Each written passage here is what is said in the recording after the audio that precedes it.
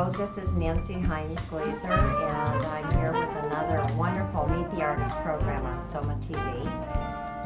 Today I'm pretty excited because we happen to have a wonderful artist and three co-curators from the Seton Hall Walsh Library Gallery who had an outstanding exhibition, and it just finished, but we're going to show you some photos so you didn't miss out completely. Today I'm here with, okay, let me do this, Susan Napack, visual artist. Everybody pretty much knows Susan, I think. You're well known. Did you know that? Okay. I'm going to start with you, Edward Stapley-Brown, Erin Gray, and Danielle Schallom. Schallom. Yes. Okay, I was pretty good.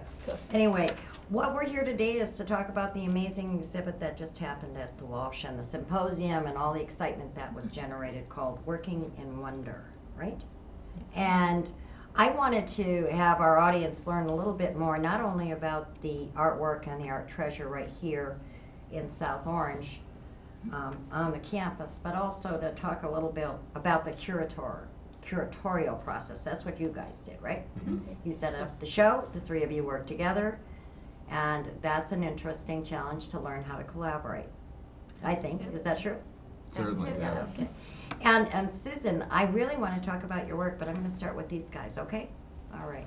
And the reason that Susan's here is because you guys got to work with her in the setup of the show. And I'm going to start with you, Ed, because I had a chance to talk to each of you. Two of you have history backgrounds. One has an art background, right? How am I doing so far? Yep. And you're from all over. You're from New Jersey, North Carolina, and St. Louis, Missouri, right? Mm-hmm. Okay. So how was that? You're all graduate students in the Museum Studies program at Seton Hall. Very accomplished, well-known Museum Studies program. How was this to put this into practical use, all the work you've been doing? Was it good? Good experience? Very good. Go ahead, Ed. Start us out. It was a good experience. I guess it's kind of a practicum because earlier in our academic career we took an exhibitions course that was sort of like a theory, or like a theoretical basis of this, and this is just sort of the practicum moving from that to this. But curating is a whole other art in and of itself. Oh, absolutely. I don't think people realize the amount of work, and I think the three of you will attest to that, right? Oh, yes. Okay, and so, Erin, you came to this with an art background. Yes, I have a bachelor's degree of fine arts. So you have another piece of it you brought to the curatory, or, to the work together in a collaboration. Did it help you at all? Do you think, in terms of? I think it did, just because when I think of things and when I learn, I'm very much a visual learner, and I respond a lot better to photos and images. And I also have relationships with a lot of different artists at this point around the country, just from meeting them at random places. And so I know where to go to locate different artists, as well as to how to reach out to specific artists and say, we have this project, do you have anyone that you can bring to this that I should contact, and that type of thing. So I have like a lot of different so-called connections within the art world of some people. Right, and so you brought that to the table, and I think that was helpful. I'm going to talk about that in a second, because you found one of the artists, right? And tell us a little bit about you and what you brought to the whole process. Well, as a history major, I kind of really enjoyed getting the objects for the historical section of the exhibit with the Native American collection and the Asian art collection that we have on campus, and it was a great way to show the collections of Seton Hall University to Seton Hall University, because a lot of people don't know that we have these treasures. Right, and what was so wonderful to me, and there was something for everybody. There was contemporary art, there was large installations, there were hanging pieces, there were amazing things like here. There was a talk, the symposium, with some really well-known speakers. You guys helped with that too, didn't you? You helped pull it together with Dr. Petra Chu and a number of people, providing guidance but not interference, right? Well, Dr. Chu was an open participant in that too. We all decided. There were papers that were submitted, and we all sat around and decided who would be in the symposium. And so Susan was one of the people whose artworks you looked at and decided should be part of this exhibit. I think that's how it all worked. And Susan is a known artist, and how was that? Because I think some of the artists you might not have known as well. How was that, hooking up with somebody that's right here? Was that kind of interesting as well? For me, it was interesting just because I don't know that many of the artists that are around South Orange area. I know some that are obviously in New York and in Philadelphia, but I don't know a lot that are around this actual area. So it was very interesting to see that there was this artist community here, as well as to be able to almost get immediate information back and forth, because it was a lot easier to either call her or email her, and I knew she was, in the same time zone. She was a couple of miles down the road kind of thing, so we could really get instant information from her. Well, and Susan, I think you've been on the show a number of times, usually as a curator yourself or talking about somebody else's work. We were just mentioning this may be the first time you've had a chance to actually talk about your work. Yeah. Right, and I'm very, very excited. Yeah. Now this year, the process took a year and a half long for this show to get from concept or inception to installation. That's a long time to sustain energy in the doing and energy in the waiting, I think. But how was it for you to be in the Walsh? Was that pretty exciting? It was exciting on a lot of levels because it was, part of my community, which was wonderful, and working with these great people. And Jean Brazil, who's the director of the gallery, was fabulous. And I had met her before, and have a lot of friends who've shown in the gallery and really admired the gallery for a long time.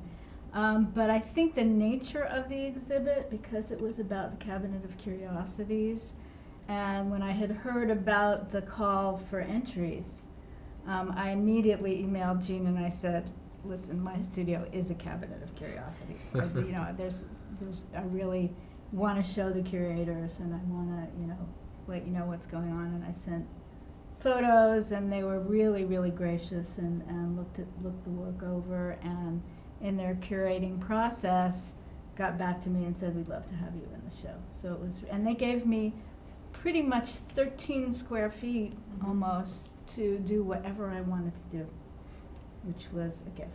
And you did it well, and I always look forward to what you have in your studio and whenever your work is out there. And it was curious, and I got a photo of you, of one of the other artists looking curiously at your whole installation.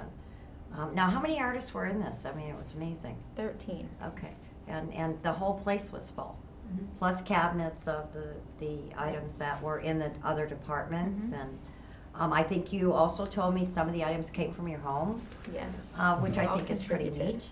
Yeah. Artifacts or interesting articles, and they were in cabinets, some of those items. And yours was not. Yours was your own cabinet. You had that whole space over there. It's like a corner of curiosity. It was a corner, exactly.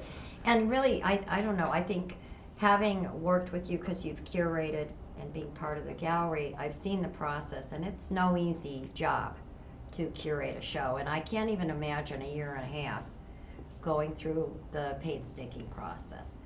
How did you sustain energy, you guys, to keep that going? With all your studies and jobs and personal lives? Well, it was an immense challenge. It really was. Especially, we've all been employed during this time, and we've had other courses to take care of. And even at the beginning here now, when the exhibit was actually up, we began the semester in which we're all taking our thesis too.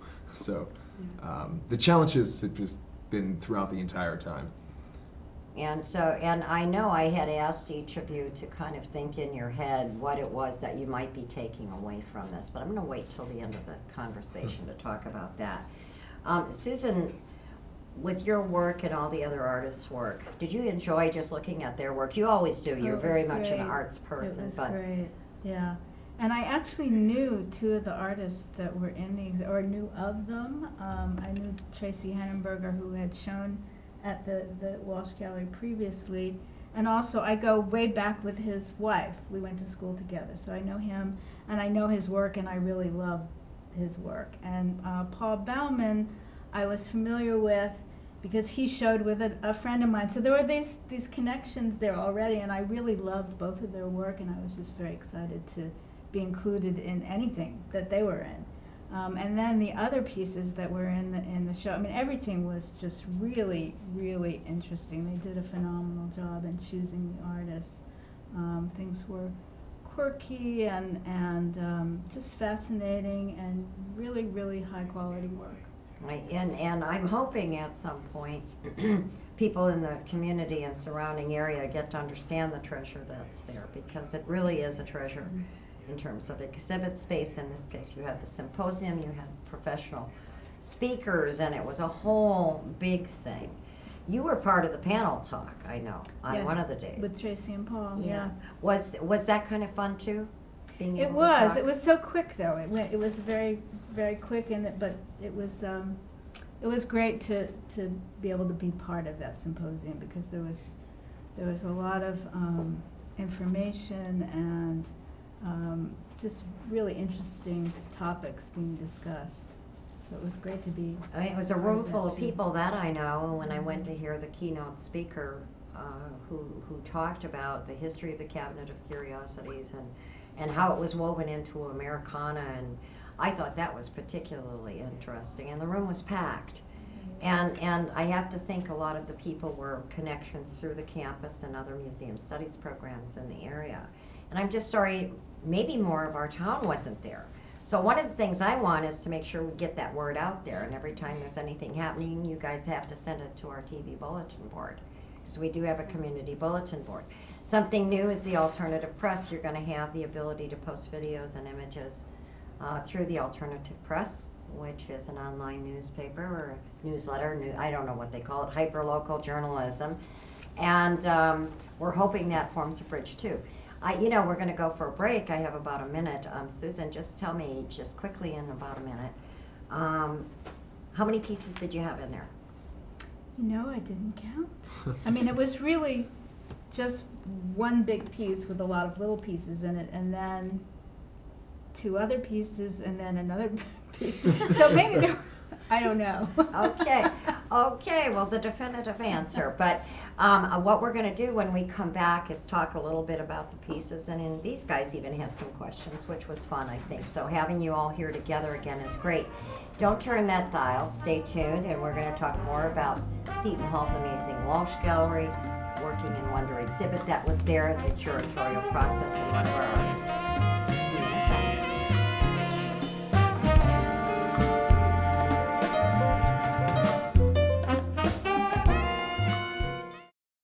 Hi, this is former Governor Tom Kean. I answered the Jersey call to service.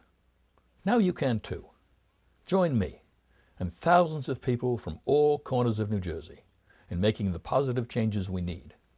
With only a couple of hours, you can learn how to bring solutions that will cut government waste and improve the quality of life in your hometown. Answer the Jersey call to service. Go to jointhecampaign.com.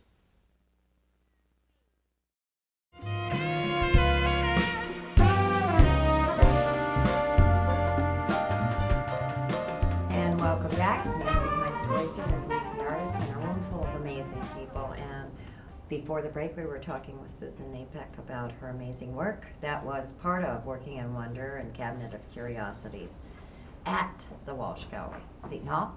So I want us to pick up where we left off, because these guys who curated the show even had some questions for you about how you did these and what they were about. You want to tell us a little bit about the unique pieces that are on the set? Well, these were part of a large installation with many, many pieces that I don't remember how many, but these are just two of the things that were hanging on the wall.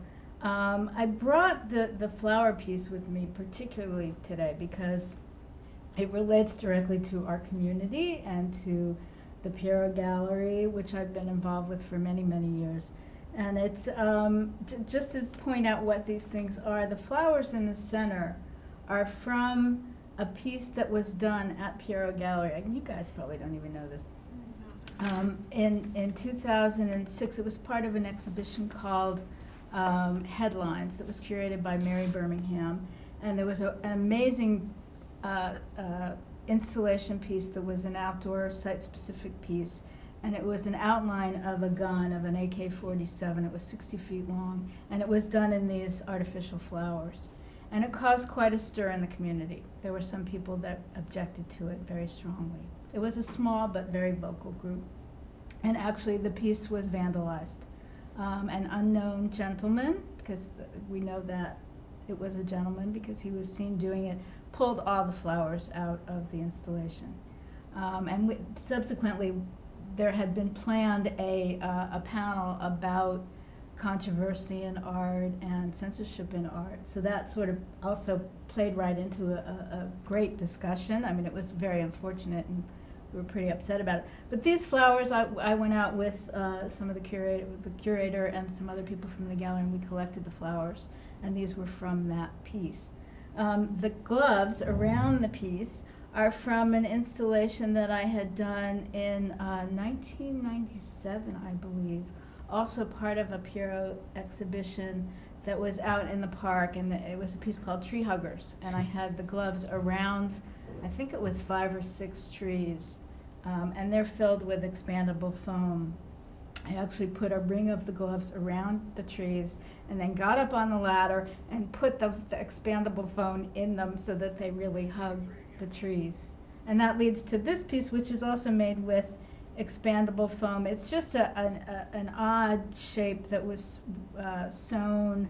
I think it's some kind of canvas and filled with expandable foam, and the foam kind of came through the weave, and it's just an odd, wonderful thing that I've held on to for many, many years, and was very excited to put it in the exhibition. And I think everyone was very interested in it. Curious. And curious.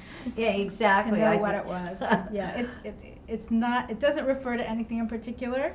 It was just a shape that got, cut out and sewn and filled.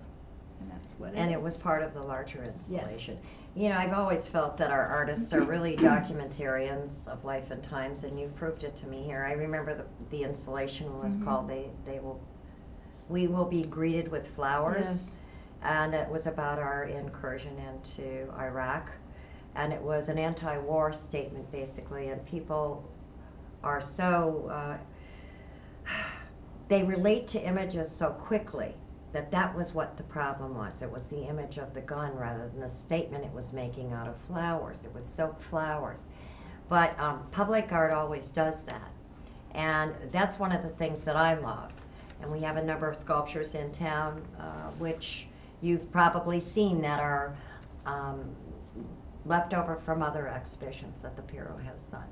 And of course, Tao, we have Tony Smith's Tao in our park. But anyway, thank you for bringing that up, because those are memories for me. So each of you guys, with what you're planning to do and what you're doing now, you worked in a history museum. I interned in a history museum. Yeah, yes, and so and now you're kind of going to the art side. We talked about that, right? Trying to change your focus a little bit. Maybe a little bit, or combining the two. Combining the two. And as I really believe museums and artists and galleries and everything, we're all part of that culture, so it's all related, and sometimes it's pretty hard to figure out which one you want to do. You're working on it. You're figuring out what's next for you. Maybe where the job is, right? Where the job is. I think. Right. I think. Right. I can say with the definition that all of us are going to get that first job, at least where we can find it. Right, and I think, Erin, you've already worked in galleries and different places, so that's kind of, maybe you have a little bit of edge in that regard. Do you think you'll go in the museum direction or back to art? You have any ideas on that? I probably will be going in the museum direction, but then going also on the side, continuing my art, just because unfortunately I haven't been able to make anything for the past 2 years while I've been here due to studio limitations and things. But since I'm already immersed within the art world with the museum, I want to get back to that studio portion as well. And you're wearing some of your own fine craft, Yeah, as yes. you just push your hair back so we can Sorry. see. Wonderful. And what was the name of the gallery you were affiliated with? There's one in North Carolina where I'm from, which is the Pitt County Arts Council. And then there's a School of Arts and Crafts in Tennessee, which is the Erin School of Arts and Crafts. Okay, Erin I have heard of. Okay. And you were at the Missouri History Museum as an intern. One of the things you're doing now, and I don't think anybody knows anything about it, but you're part of, tell me about the ethics. The Institute of Museum Ethics is an IMLS-funded program through Seton Hall University. We host conferences and lectures and sponsor students to go to conferences about ethics, cultural heritage issues, and accessibility issues, and governance issues, and it's a pretty wide variety of ethics issues, but it's a great institution that will hopefully continue at Seton Hall. And what is the term you talked about that I can't pronounce? De-accessioning is a big ethics issue right now. And describe what that is, because we're going through that here. We just never heard I've never heard the word before. When museums are getting rid of their collections, a lot of the issue right now is that they're trying to make money off of it, or just trying to keep themselves afloat. And you know, the ethical question within the ethical question is, what are you going to do if you don't have money for your lights, but what if you have lights and nothing to shine them on? Right. I mean, that's the struggle, and it goes on, and every time there's a downturn in the economy, the conversation comes up again. You've been hearing it forever, right? I mean, we all have. The one thing I wanted you guys to tell our audience is what you think you're taking out of this experience of hands-on, curating, back-breaking, mind-numbing work that you've had to do. What are you going to take out of this for your real life now, going forward, as you grow up and grow old like the rest of us? What are you going to do? I already feel old. Yeah. I just really like opportunities where I get to work with people, because I kind of fly solo in a lot of other, factions of my life, and I just think that every time a new challenge, comes up, I just want to be attacking it with other people there. I mean, you can't always just, especially in art. I mean, you're always working with other people. That's really what I've taken out of it. I've done a lot of projects on my own, and a lot of the work that we do, in the program, our theses, other things like that, we're working alone, but it's really important to get a serious, sense of working on a project, especially of this duration. I mean, it was 1.5 years of our lives that we spent, all that time, and all the decisions were made, threefold. Like, there were very few decisions that we really made. No flare-ups. We know that. No. There were very few decisions we really made without consulting each other. It really was a 3-part project, and I think each that's one really of you important. said that, by the way, when I talked to you on the phone. No, we all did it equally. Well, all for one and one for all. You were the 3 musketeers. I think I'll call you that. What are you going to take away from it, Erin? I think I'm just going to take away the entire process and the ability to find artists that work in this specific kind of idea, and be able to look out and get them, communicate with them, and figure out what's going on, why they make the work that they make, and then also how to work with them as well as these two as to how to exhibit that work. Can we change things? Can we collaborate on it, or is it just a set, this is how it has to be done? Okay, and so collaboration and artistic, inspirations, if you will. And you found one of the artists by going online. So I have to admit it, going online's important. It's taken me a long time, but I'm there too. So what are you going to take out of it? I would say a connection with art. As I've been have a history background, there was one piece in particular that I was very disturbed by at first, but then after getting to know it and working with the artist, I fell in love with it, and I didn't want to see it go at the end. I think I made more of a connection with art in general. Okay, so you were smitten. You were bitten and smitten.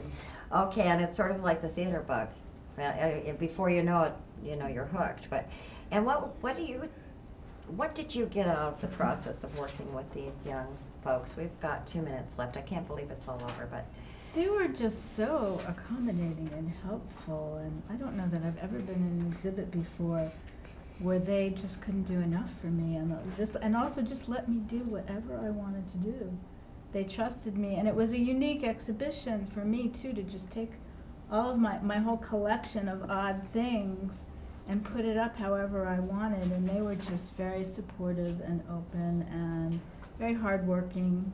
And they made it work. Yeah, and Yeah, nice so- people to boot. We haven't I developed know. our egos yet. Yeah. Yeah, exactly. Okay, well, if you're an artist, I hear you have to do that. So, We're working on it. But anyway, it started with the concept. Jean Brasil, the gallery director, had an idea. She came to you. You had the support. You worked together. You got the artists. You put on a show that was outstanding. It was an educational piece for the community. I hope that more and more people seek it out. Get on your email lists, read in the papers, go to the alternative press. The only kind of collaboration of that type in the country at this point is a college with an online newspaper. And I just really want to thank you because I had a blast. What I took away from that is we've got something right here too valuable to miss. Our young students, younger people, great people, we often hear too much bad. And art saves lives, in my opinion. It certainly has saved mine and many others. And I want to thank you for joining us. And I want to thank you for watching the show. And go on out to the Walsh Gallery, look for Susan, look for these guys. And art is what makes life living. Thank you.